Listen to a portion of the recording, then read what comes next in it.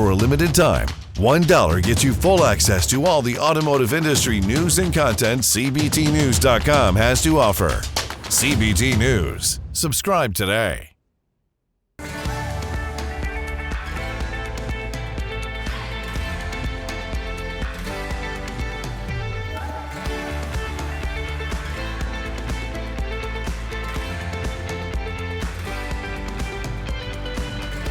Welcome to CBT News with Bridget Fitzpatrick.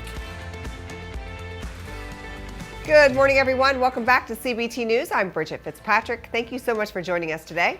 On Inside Automotive, we're joined by Mark Mears, General Manager and Partner of Parkway Honda, and Ryan Ferrero, the Director of Auto Industry Electrification at Freedom Solar. But first, here are today's top stories. Starting off our coverage, new sales reports suggest that vehicle prices in all markets are starting to fall, according to Cox Automotive.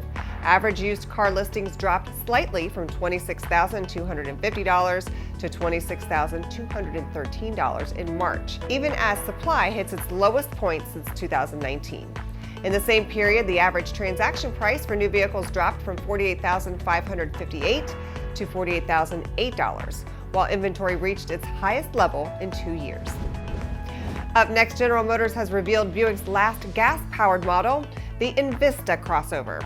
The vehicle's base version comes at a low price point of $24,495, making it the automaker's newest entry-level offering. The Envista will also launch with a 136 horsepower engine, along with driver assistance features such as automatic emergency braking.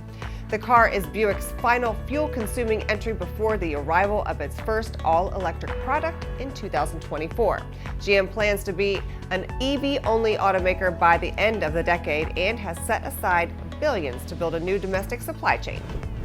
On April 17th, Volkswagen introduced a new flagship sedan which it believes could surpass Tesla's Model 3 in popularity. The ID.7, the German automaker's first all-electric model, for the upper mid-size class, features a 382-mile range, an augmented reality heads-up display, and a proprietary driver assistance program.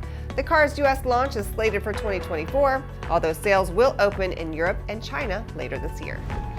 And last but not least, on April 18th, the Treasury's latest guidance on EV tax credits will go into effect. According to research by NPR, popular models such as the Ford F-150 Lightning and Tesla Model Y will retain their full $7,500 incentive. But other best-selling vehicles such as the Mach-E, Jeep Grand Cherokee, and the Tesla Model 3 rear-wheel drive will see their credits reduced by 50%. The only vehicle expected to completely lose its qualifying status is the Volvo S60 Extended Range Edition. Don't go anywhere. Coming up next is Mark Mears, General Manager and Partner of Parkway Honda, and Ryan Ferrero, the Director of Auto Industry Electrification at Freedom Solar. We'll be right back. Delivering the news dealers count on for 10 years. Subscribe today and join thousands of other automotive professionals. CBT News, 10 years strong.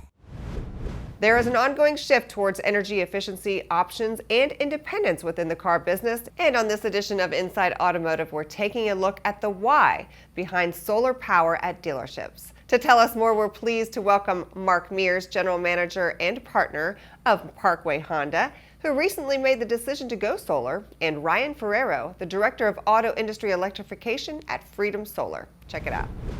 Talk to me, Mark, about what you went through on the decision to go solar throughout your dealership.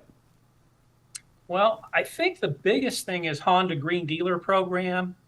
We started with converting to all LED lights throughout the dealership. In fact, all the way down to the Honda sign on the building, we took that apart and put LEDs behind that. In fact, we're just finishing that part of it up. But right now we're at 100% LED lighting, and then with the solar coming online and other improvements that we've made in the dealership, we've really reduced the operating cost. And, you know, the beauty of that is that goes on forever. And it's an exciting time. You know, there's so much change in the automobile business as far as the move to electrification, and it's coming. And there's you know, we need to greet it and say, okay, let's go. This is another change in the business. And you know, I sold my first car in '83, so I've seen the ups and the downs, you know, big time. Sure. And Go ahead. Sorry. No, I was just going to say that there was a time that we all chuckled at solar, right? And said, oh, what's this freak doing? They're putting solar on their houses or on their buildings at work or what have you. And it's not to be laughed at any longer. I mean, this is pretty much the future in terms of looking for alternative ways to handle the power in your dealership or your home, right? Absolutely. This kind of started with my dad, who unfortunately passed away last year. But he was a big car collector. In fact, when he passed away, he had 45 cars. Wow. And he built a building just for it. And he solarized the whole thing. And that thing ran on its own. All the light, all the heating, everything was solar. Sure. And he kind of put the bug in my ear. And I kind of drug my feet for a while. And then finally, with my brother Glenn, we're partners in this store. We just decided, you know what, we're going to do this. We feel it's not only an economic right thing, but it's a socially responsible right thing to do as we go forward. And any amount of carbon we can take out of the air is a good thing for everybody. Yeah, no hard to question. argue that. No question. Ryan, you obviously helped Mark in this transition. Talk to us about that. Talk to us about some of the trends that you're seeing out there.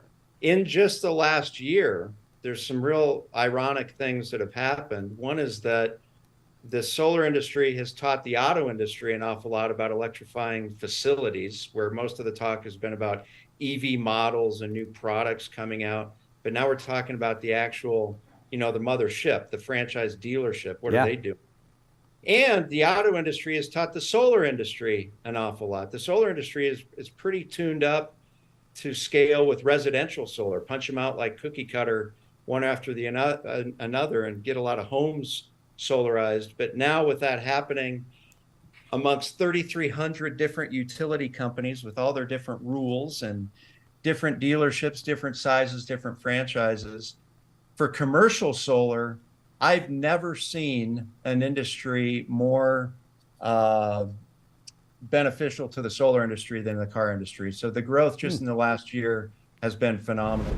All right, be sure to watch this interview in its entirety right here at cbtnews.com. That wraps up our show for today, but we invite you to join us back here again tomorrow morning for all the latest news and trends impacting the retail automotive industry. And be sure to follow us on TikTok, LinkedIn, Facebook, and Twitter. I'm Bridget Fitzpatrick. Thanks for watching and have a great day. CBT News, your #1 resource for auto industry news and content.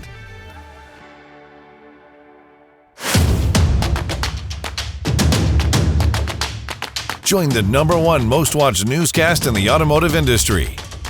CBT News. Subscribe today.